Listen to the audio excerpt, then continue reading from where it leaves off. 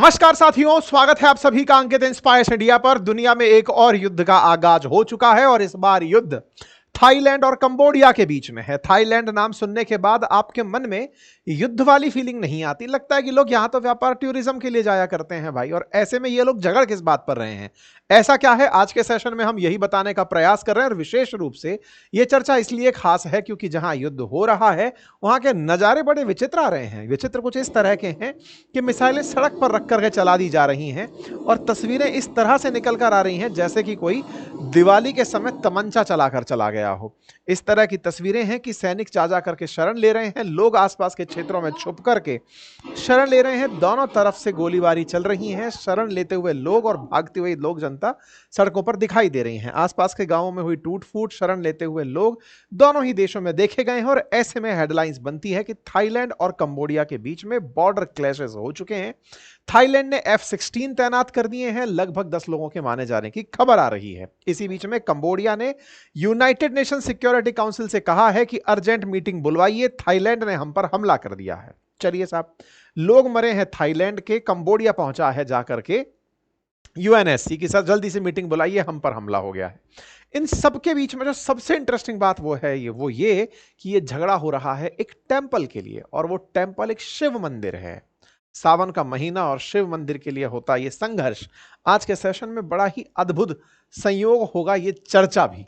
चलिए आज के सेशन की शुरुआत करते हैं, लेकिन उससे पहले थोड़ा मीम्स पर भी नजर डाल लेते हैं। जब युद्ध हो रहे हों तो ये भाई साहब कहाँ हैं, ये फिर से क्रेडिट लेने के लिए कितनी देर में आने वाले हैं। तो लोगों ने इसका मीम बना लिया और पूछा कि थाईलैंड कंबोडिया वालों, कहो तो वॉर रुकवाने चला आऊं, ताकि तुम भी कहो कि इन्हें जाकर के शांति पुरस्कार दिलवाओ। एक तस्वीर और भी निकल करके आई कि जाइए भाई तुम लोग झगड़िए, तब तक हम मसाज करा कर लौटते हैं। खैर, मीम वालों ने अपना काम बढ़िया से किया, आप भी छोटा सा काम कर लीजिए, और वो ये है कि अंकित इंस्पायर्स इंडिया की तर्ज पर हमने अंकित इंस्पायर्स राजस्थान नाम से राजस्थान की खबरों के लिए एक चैनल बनाया है। आप उसे जल्दी से सब्सक्राइब कर लीजिए, क्योंकि राजस्थान की बेहतरीन खबरों का विश्लेषण हम वहां करने जा रहे हैं। और हाँ, हमारे एप्लीकेशन बातें बाजार की और अपनी पाठशाला पर मानसून ऑफर चल रहा है, उसका लाभ लीजिए। ये ऑफर बहुत बेहतरीन ऑफर है, आपको कोर्सेज में काफी ज्यादा डिस्काउंट यहां उपलब्ध होगा। तो चलिए शुरुआत करते हैं आज के सेशन की। पहले थोड़ा मैप समझ लेते हैं। आपके सामने भारत, और भारत के साथ साथ दिशाओं का अध्ययन अगर कर लिया जाए तो एक टर्मिनोलॉजी है, दैट इज आसियान, वो समझ में आ जाती है। हम भारत से अगर दिशाओं को पढ़ना शुरू करें तो ऊपर की तरफ नॉर्थ, नीचे की तरफ साउथ, राइट में ईस्ट, लेफ्ट में वेस्ट दिखाई पड़ता है। ईस्ट और साउथ के मध्य में ये जो जगह है, ये south east, south east, south east का ये जो एसोसिएशन है इसे आसियान कहते हैं, association of south east Asian nation. In south east Asian Nations में यहां पर थाईलैंड आपको दिखाई दे रहा है, और एक छोटू सा देश यहां पर दिखाई दे रहा है गल्फ ऑफ थाईलैंड में खुला हुआ, जिसका नाम कंबोडिया है। अब मैं थोड़ा इसे जूम कर देता हूं, ये आपको फिर इस तरह से दिखाई देता है, थाईलैंड और कंबोडिया। थाईलैंड और कंबोडिया को दोनों को अलग से निकाल कर दिखाता हूं तो ये कुछ इस तरह से है। थाईलैंड एक बड़ा देश है, कंबोडिया छोटा देश है। थाईलैंड के अंदर आबादी लगभग 7.25 करोड़ है, कंबोडिया के अंदर आबादी 1.5-2 करोड़ है। दोनों देशों के बीच में संघर्ष की वजह को समझने के लिए इतिहास जानेंगे, लेकिन पहले करंट संघर्ष जान लीजिए। करंट संघर्ष यह है कि दोनों देशों के बीच झड़प चल रही है। 12 लोगों की मौत बताई जा रही है, 14 लोग घायल हो गए हैं। थाईलैंड के स्वास्थ्य मंत्री का कहना है कि हमारा एक सैन्यकर्मी और 11 नागरिक मारे जा चुके हैं। इससे पहले सीमा पर एक लैंड माइन के अंदर विस्फोट से एक थाई सैनिक घायल हुआ था, जिसके चलते सारा कलेश हुआ था। इसके बाद दोनों देशों के बीच में जैसा होता है वही हुआ, गोलाबारी होना शुरू हुई, लोग अपने अपने ठिकानों में शेल्टर लेते हुए नजर आए। अब थोड़ा आगे बढ़ते हैं। तो पहले हमने लोकेशन जान ली, भारत से किस तरफ है, दोनों देशों के बीच में अब बवाल क्या है उसको समझने के लिए थोड़ा और मैप को समझते हैं, और फिर थोड़ा सा आपको बोर करने के लिए इतिहास बताएंगे, लेकिन वो आपको जानना जरूरी है। और उस इतिहास से आपको भारतीय होने पर भी गर्व होगा। आपको ये पता चलेगा कि हिंदुइज्म कहां तक गया हुआ था और किस टाइम पर गया हुआ था, वो भी आपको आज के सेशन के माध्यम से जानकारी लगेगी। इतिहास है इसलिए मैंने बोला, हो सकता है कुछ लोगों को इंटरेस्ट आज के तनाव को जानने में हो, लेकिन जब तक आप इतिहास नहीं जानेंगे इंटरेस्ट में मतलब इजाफा नहीं होगा। ठीक है, आइए तो एक बार के लिए हम थाईलैंड और कंबोडिया को और ध्यान से देखते हैं, और ध्यान से देखते देखते कुछ जगह चिन्हित कर लेते हैं जो आपको यहां पर बॉर्डर लाइंस पर रेड लाइन होते हुए दिखाई दे रही हैं।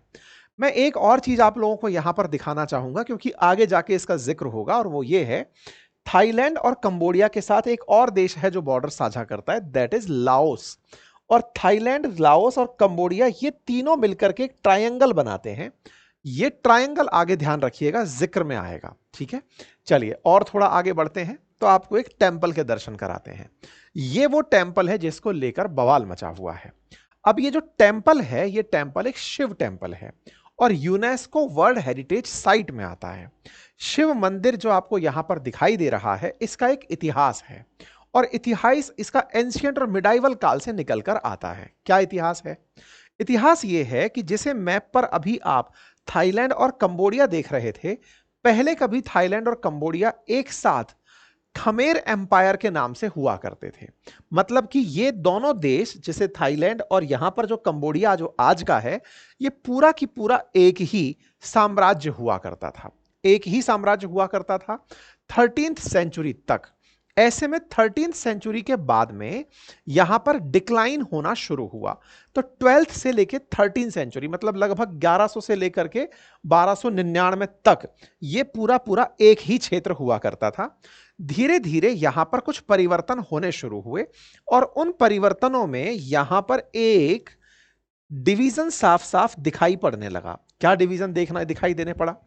ये जो खमेर नाम का एम्पायर था, इस खमेर नाम के एम्पायर में विभाजन होना शुरू हुआ, और उस विभाजन के बाद में यहां से ये जो क्षेत्र है, जो थाईलैंड, जो आज का थाईलैंड है, ये सियाम नाम से आगे बढ़ने लगा, और कंबोडिया के अंदर खमेर एम्पायर के एंसेस्टर्स रहने लगे। यानी कि समय के साथ दोनों में विभाजन हुआ, और विभाजन होते होते जो सियाम, जिसे आज आप थाईलैंड कहते हैं, पहले ये सियाम के नाम से जाना जाता था, ये सियाम अलग होते हुए खमेर से अपने आप को अलग कर लिया। यानी कि ये एरिया टूटना शुरू हुआ सन 1400 के आसपास। जब ये टूटना शुरू हुआ तो यहां की जो विरासतें थी, जो यहां की ऐतिहासिक इमारतें थी, वो कौन से किस देश में जाएंगी, और दूसरा कहां पर बॉर्डर दोनों के बीच प्रस्तावित होगा, इसे लेकर के डिस्प्यूट होना शुरू हुआ। इसी डिस्प्यूट में इस टेंपल का नंबर आया। ये जो टेंपल आप देख रहे हैं, ये प्रेह विहार के नाम से टेंपल है। ये प्रेह विहार नाम का टेंपल आज 17 साल हो चुके हैं लगातार ये यूनेस्को वर्ल्ड हेरिटेज में बना हुआ है। जब आप इस टेंपल को इस नजरिए से देख रहे हैं तो आपको दिखाई देगा एक प्लेन पर बना हुआ टेंपल, लेकिन अगर आप और थोड़ा आगे चलकर देखेंगे तो आप पहचानेंगे कि इसके जस्ट बाहर इस तरफ जैसे ही निकल रहे हैं, एक गहरा गड्ढा है। ये चारों तरफ जो आपको गड्ढा दिखाई दे रहा है, ये असल में एक खाई है, और उसके नीचे बसा हुआ प्लेन है। मतलब ये टेंपल एक पहाड़ी के टॉप पर बसा हुआ है। ये जो पहाड़ी का टॉप है ना, ये पहाड़ी का टॉप किस देश में है, इसी को लेकर सारा कलेश है। ये प्रेह विहार नाम का टेंपल, जो कि 11वीं 12वीं शताब्दी में बना था, इस टेंपल का पहाड़ी थाईलैंड में है या फिर कंबोडिया में है, इसे लेकर के आज पहली बार नहीं, इससे पहले भी झगड़े हो लिए हैं, और झगड़े युद्ध तक बदले हैं। ठीक है साहब। नीचे की तरफ जो एरिया दिखाई दे रहा है, ये कंबोडिया है, और इस पहाड़ी से इतर, यानी कि इस तरफ अगर आप चल देंगे तो ये पहाड़ी पहाड़ी पर ही ऊपर चल जाता है, वो थाईलैंड का एरिया है। ये जो जगह है, ये विवाद में है, यूनेस्को वर्ल्ड हेरिटेज साइट होने के बाद ज्यादा विवाद में है। ऐसा क्या हुआ? तो आइए प्रेह विहार के बारे में जानते हैं। प्रेह विहार यहां पर, मतलब कंबोडिया के अंदर, जहां पे अंकोर वाट करके एक और टेंपल मिलता है भगवान विष्णु का, सबसे बड़ा टेंपल दुनिया में जिसे कहा जाता है, प्रेह विहार भी ऐसे ही एक टेंपल है। और इस टेंपल के अंदर 11वीं 12वीं शताब्दी के अंदर जब खमेर एम्पायर यहां चला करता था, वो हिंदुइज्म को माना करता था। हालांकि धीरे धीरे यहां पर बुद्धिज्म भी फैला, लेकिन जब बात हिंदुइज्म की होती है तो बहुत ही पुराने कालखंड में हिंदुइज्म के जो प्रमाण हैं, उनमें आपको खमेर एम्पायर कंबोडिया और थाईलैंड में संयुक्त रूप से दिखाई पड़ता है। ये तस्वीरें जो आप देख रहे हैं, इन तस्वीरों में थाईलैंड और कंबोडिया दोनों मिलकर के जब बाद में विभाजन की तरफ बढ़ने लगे, तो थाईलैंड सुखोथाई किंगडम के साथ आगे बढ़ने लगा, और खमेर एम्पायर कंबोडिया तक सीमित रहने लगा। धीरे धीरे समय बढ़ता गया, यूरोपियन पावर्स यहां पर कब्जा करने के लिए पहुंचते रहे। थाईलैंड पर सियाम, जिसे थाईलैंड के नाम से आज जानते हैं, जिस पर कि सुखोथाई किंगडम काम किया करता था, उस पर किसी का कब्जा नहीं हुआ। लेकिन कंबोडिया, जहां खमेर एम्पायर हुआ करता था, वहां पर फ्रांसीसियों का कब्जा हो गया। फ्रांसीसियों ने थाईलैंड से एक बॉर्डर डिसाइड करवाया और फ्रांसीसियों द्वारा कंबोडिया और थाईलैंड के बीच में बनवाए इस बॉर्डर के आधार पर दोनों देशों को अपने अपने क्षेत्र मिले। ये मैं सीधा पहुंचता हूं अब विश्व युद्ध के काल में। 1941 के बाद के दौर में प्रथम विश्व युद्ध जब चल रहा था, द्वितीय विश्व युद्ध जब चल रहा था, उस समय जापान बड़ा एग्रेसिव होकर काम कर रहा था। जापान के साथ मिलकर थाईलैंड ने कंबोडिया के इस प्रे विहार मंदिर को झड़प लिया, अपने साथ में ले लिया। कंबोडिया इस बात की शिकायत करने इंटरनेशनल कोर्ट ऑफ जस्टिस पहुंच गया जब वर्ल्ड वॉर रुका, सेकेंड वर्ल्ड वॉर जब रुका।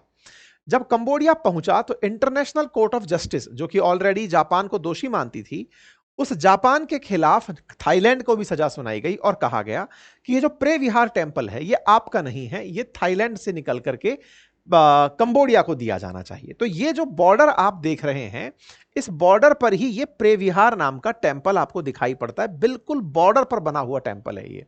एक तरफ थाईलैंड है, एक तरफ कंबोडिया है। थाईलैंड उत्तर की तरफ है, कंबोडिया दक्षिण की तरफ है, और इस तरह से यह टेम्पल बना हुआ है। यह केवल अकेला टेम्पल नहीं है, ऐसे और भी, जैसे प्रसत्ता मोन टॉच है, ऐसे ही यहां पर कुछ और भी जगह हैं जहां पर इस तरह के टेम्पल बने हुए हैं। लेकिन इन सब में से ये जो है ना, 3 टेम्पल एक साथ बने हुए हैं जो कि थाईलैंड और कंबोडिया के बीच में है।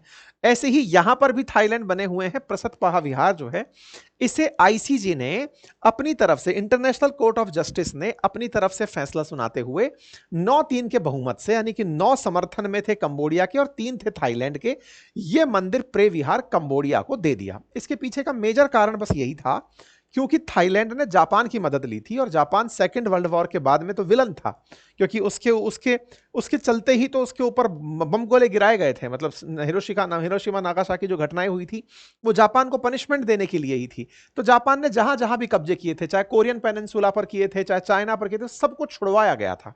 तो ऐसे में ये भी छूटना था, ये छूटना था, तो इनको प्रे विहार कंबोडिया वालों को मिल गया। लेकिन थाईलैंड इस मंदिर को चाहता रहा हमेशा से कि यह मंदिर मेरा होना चाहिए। क्यों? क्योंकि खुद भी तो पुरातन काल से खमेर डायनेस्टी का ही हिस्सा था, इन्हें भी उस टेंपल के साथ अफेक्शन था। यह झगड़ा तब और बढ़ गया जब इस प्रे विहार टेंपल को कंबोडिया वाले ले गए यूनेस्को में, और यूनेस्को से इसे वर्ल्ड हेरिटेज करवा लाए। जब इसे वर्ल्ड हेरिटेज करवा कर लाए तो थाईलैंड वालों को थोड़ा चिढ़ मच गया कि यार ये क्या मतलब है, तुम लोग जाकर के इसको वर्ल्ड हेरिटेज करवा लाए, और टेंपल तुमने वर्ल्ड हेरिटेज करवा लिया सो करवा लिया, इसके आसपास 4 किलोमीटर का जो क्षेत्र है वो मंदिर के क्षेत्र माफिक, मंदिर माफिक जमीन नहीं होती है, वैसे ही तुमने उसे भी अपने नाम करा लिया। तो इस तरह से एक क्षेत्र निकल कर आया। थाईलैंड कहता है कि अगर तुम्हें कंबोडिया वालों ये चाहिए ही तो 100 मीटर यों और 20 मीटर का ये मंदिर, तुम्हारा बस इतना सा क्षेत्र होना चाहिए जो कंबोडिया का है, बाकी तो थाईलैंड है। लेकिन थाईलैंड को यूनेस्को ने इस पूरे मंदिर और इसके आसपास के क्षेत्र को उठाकर कंबोडिया के नाम पर छाप दिया कि ये तो तुम्हारा ही है। तो कंबोडिया वालों ने इस पूरे क्षेत्र पर अपना कब्जा करना चाहा। थाईलैंड वाले आ गए कि नहीं साहब, तुम मंदिर रख लो, जमीन तो हम रखेंगे। और बकायदा वो इसके बारे में ये कहते रहे कि देखो भाई, हमारी तरफ तो ऊंचा पहाड़ है, तुम इस तरफ खाई में बसे हो, किसी को समझ ही नहीं आ सकता कि ये तुम्हारा कैसे हो सकता है। हमारा ही लैंड टेरेन इसको बिल्कुल समझाता है, तुम्हारे यहां तो खाई है, तुम्हारा ये टॉप कैसे हो सकता है? टॉप तो हमारा ही है क्योंकि हमारा पूरा क्षेत्र एक जैसा दिखता है। खैर, ये अड़े रहे आईसीजे के फैसले पर, ये अड़े रहे फ्रांस के इंटरफेरेंस पर। थाईलैंड मना करता रहा और इस बात को लेकर झगड़े होते रहे। ये झगड़े पहली बार नहीं है। 2008 में जब इसको पहली बार यूनेस्को विश्व विरासत माना गया था, तब भी, उस समय भी झगड़े हुए थे। 2008 और 2011 के बीच में कई हिंसक झड़पें इन दोनों देशों के बीच हुई। मतलब यूनेस्को का फैसला और कंबोडिया और इनका दोनों का आपस में झगड़ना, यह होता रहा। यूनेस्को ने फिर अपनी टीम भेजी प्रे विहार के अंदर, भाई जाकर देखो क्या दिक्कत चल रही है, ये लोग आपस में क्यों झगड़ रहे हैं। सारे फैसलों में एक ही बात निकल कर आई कि ये कंबोडिया के पास ही रहना चाहिए, क्योंकि कंबोडिया में जो आज भी सत्ता है वो खमेर डायनेस्टी वाली ही सत्ता है। अगर हम इतिहास पर चलें तो इतिहास कुछ यूं ब्रीफ होता है कि पहले फ्रांस और थाईलैंड के बीच में बॉर्डर बनाए गए, 54 के अंदर थाईलैंड ने इसको कब्जे में लिया, 62 में आईसीजे ने पक्ष में फैसला दिया कंबोडिया के, 2003 में थाई एम्बेसी ने फिर से कंबोडिया के अंदर राइट पनपा दिए थे, 2008 से 11 के बीच में फिर से इनके झगड़े हुए थे।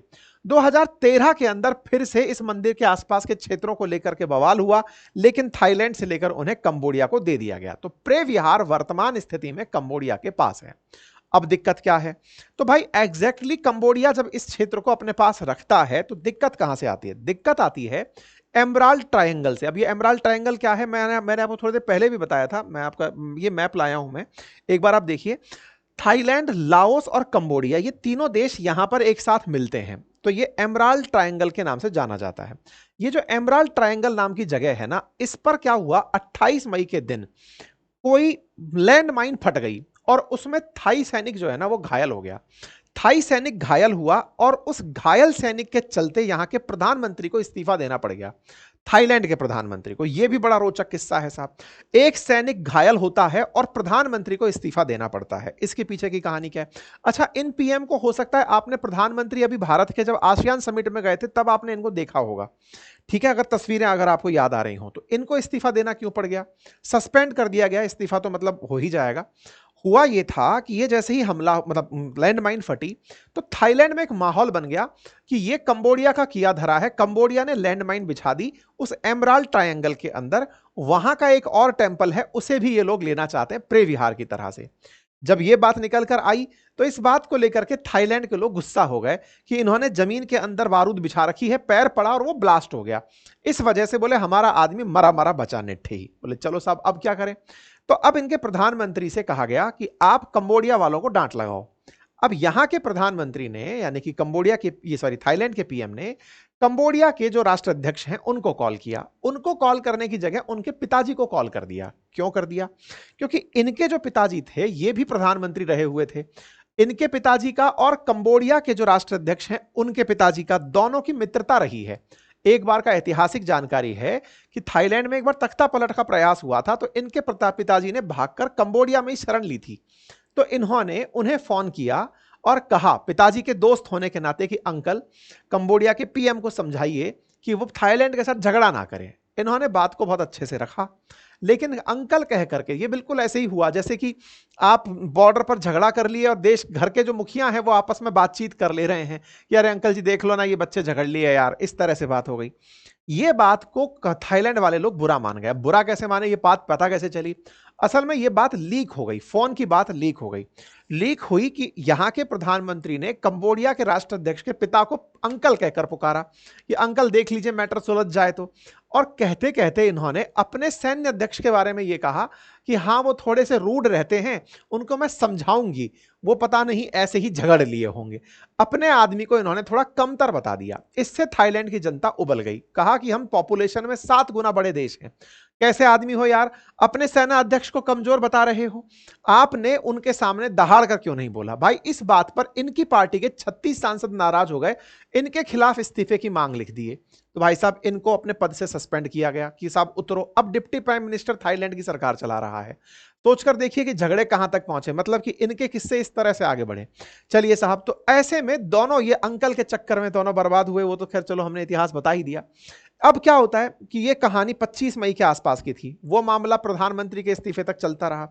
अभी फिर से 23 तारीख के दिन कथित तौर पर फिर से एक थाई सैनिक के नीचे बम फट गया और बम फटा। और बम फटते ही थाईलैंड वालों ने कहा यार इन्होंने तो जानबूझ करके इस एमराल्ड ट्रायंगल और ये जो प्रे विहार टेंपल है यहां पर लैंडमाइंस बिछा दी हैं कंबोडिया वालों ने। जैसे ही थाईलैंड वाले आए उनको गोलों से उड़ा दो, ऐसा करके बोले इस बार हम लोग नहीं सहेंगे। और इस बात को देखते हुए थाईलैंड की तरफ से फायरिंग शुरू हो गई। थाईलैंड की तरफ से फायरिंग शुरू हुई तो कंबोडिया तो बिल्कुल लगा के बैठा था कि लो बेटा हम फायरिंग करेंगे। दोनों एक दूसरे से झगड़ पड़े। तो उम्मीद है कि आपको यह बात समझ में आएगी कि झगड़ा क्यों हुआ। अब जब यह झगड़ा हुआ तो इसके बाद में थाईलैंड वाले अपना F-16 तैनात कर दिए कि हम F-16 जो अमेरिका से लिया हुआ है वो तुम पर मारेंगे। इधर कंबोडिया वाले अलग अपना टैंकर वैंकर लिए घूम रहे हैं कि हम गोला मारेंगे। ये तस्वीरें जो आप चलते हुए देख रहे हैं ये कंबोडिया से चलती हुई दिखाई दे रही हैं थाईलैंड पर। थाईलैंड पैसे वाला देश है, वो भाई साहब ड्रोन व्रोन लेकर आ गया कंबोडिया को मारने के लिए। ऐसे में बेचारे जो बॉर्डर पर बसे हुए लोग हैं वो जाकर शरण ले लिए कि अरे भाई रुक जाओ यार, क्या चक्कर चल रहा है। दोनों देशों को एक दूसरे के खिलाफ इस समय भरकर एक दूसरे से दुश्मनी निकालनी हो रही है। कंबोडिया वाले कह रहे हैं कि हम अपने लोगों को थाईलैंड नहीं भेजेंगे, थाईलैंड वाले कह रहे हैं हम कंबोडिया में नहीं भेजेंगे, फिल्म रोक देंगे, सब्जी रोक देंगे, टूरिज्म रोक देंगे। सब अपने अपने तरह से, एक ने दूसरे से अपने राजदूत बुला लिए। कंबोडिया वाले कह रहे हैं कि थाईलैंड ने बहुत ज्यादा गोले चला दिए साहब, यूएनएससी वालों जाओ थोड़ा शांति करवाओ। शांति के नाम पर अमेरिका का अभी तक रोल आया नहीं है, लेकिन हो सकता है उससे भी मांग लिया जाए। कुल मिलाकर के सब लोग झगड़ रहे हैं। इनका पड़ोसी देश वियतनाम है, वो कह रहा है अरे भाई चुप हो जाओ, नहीं तो ये बड़ी ताकतें हैं इंडिया और चाइना ये आ जाएंगी। क्यों? क्योंकि कंबोडिया में तो वैसे ही चाइना का बहुत प्रभाव रहता है। इंडिया थाईलैंड का बढ़िया व्यापार रहता है, इंडिया का कंबोडिया के साथ भी अच्छा व्यापार रहता है। ऐसे में चाइना ने तो इनसे कह दिया कि अरे शांति बनाओ यार, बातचीत से मामला सुलझा लो। डर ये लग रहा है वियतनाम को कि अरे बड़ी ताकतें ना आ जाएं तुम दोनों के झगड़ों के बीच में, चिन्नू मिन्नू टाइप के देश हो, झगड़ के क्यों मर रहे हो। तो ऐसे में यहां पर मामला कुछ इस तरह से चल रहा है। कंबोडिया के प्राइम मिनिस्टर ने अपने सिटीजन से कहा है कि अगर थाईलैंड में डर लग रहा हो तो घर वापस आ जाओ। कुल मिलाकर के माहौल बना हुआ है थाईलैंड और कंबोडिया के बीच में। ठीक है साहब। अब आप में से कुछ लोग पूछेंगे भाई साहब हमारा थाईलैंड का टिकट बुक हो रखा है, जाए कि नहीं जाए। वहां पर अभी कोई दिक्कत आ नहीं रही है, बैंकॉक पटाया साइड तो खैर ठीक ही चल रहा है, बाकी तो आप गोवा घूमिए ना। हालांकि गोवा में आप लोगों को क्या घूमना है ये आपको बताने की जरूरत नहीं है, लेकिन कुल मिलाकर के हम अपने देश में भी बहुत अच्छे अच्छे बीचेस हैं, आप बढ़िया से आनंद लीजिए। बाकी हाँ, दो देशों के बीच में संघर्ष है, ट्रंप का इंतजार है कि वो कब युद्ध रुकवाते हैं। बाकी आपको क्या लगता है जरूर कमेंट बॉक्स में बताइएगा। फिलहाल के लिए इतना ही। चैनल पर नए हैं तो सब्सक्राइब कर लें। केवल इसी को नहीं, अगर आप राजस्थान की खबरों में इंटरेस्ट रखते हैं तो अंकित इंस्पायर्स राजस्थान नाम से हमने एक नया चैनल शुरू किया है, जिसका लिंक कमेंट बॉक्स में पिन है, जहां पर राजस्थान की खबरों का राजस्थान न्यूज एनालिसिस होगा, आप उसको भी सब्सक्राइब कर सकते हैं। बाकी मानसून ऑफर चल रहा है, अपनी पाठशाला बातें बाजार की एप्लीकेशंस पर उनका लाभ सुनिश्चित करिए। Thank you so much.